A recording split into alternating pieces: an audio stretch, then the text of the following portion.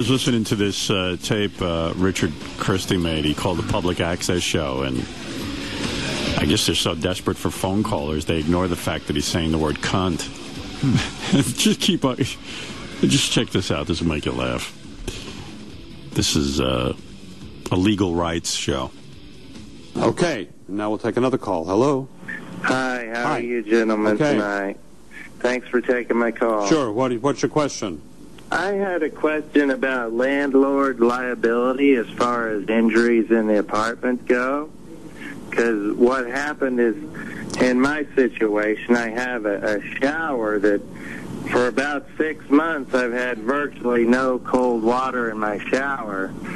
And I've tried it on a number of times to get my landlord to come over. I even tried to get my grandson to work on it, and 3 days ago, I get in the shower, and the water comes on, and it was scalding hot and burned my cunt.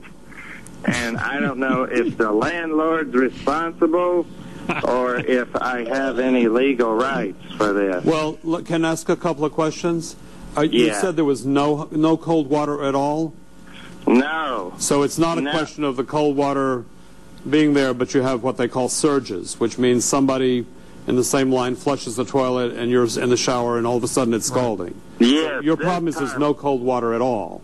In the shower there's not, right. So and that's why my cunt was all burned up. Excuse me, I'm sorry. That is incredibly serious problem. Obviously, someone who goes into that shower can get burnt, as you're suggesting. Like me. That's you, right. You got to notify your landlord immediately in writing. Is it the whole line? Are other people suffering from this problem? I'm the only one that I've talked to in my apartment that's been burned like this, and I've been burned before on the arm, but not on the cunt like this, and it was this time it was so bad.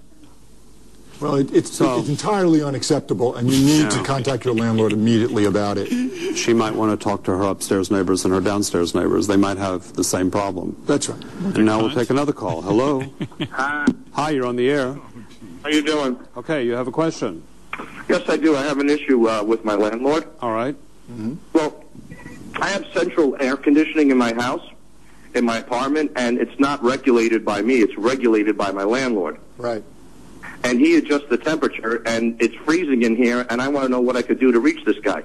You don't know his address, or you've tried to contact him and you haven't gotten any response? I've tried contacting him by phone. I've tried contacting him by letters. My home is so freezing, it's unbearable to be in here. Is it happening in other apartments? Yeah, I mean, it's ridiculous. It's so cold in here. I can't function. I can't cook. I can't clean. I was jerking off the other day, and it looked like a Slurpee. They did catch this one? A crank call. About once a month we get a crank call. Yeah, apparently. Yeah. Always young men, you know.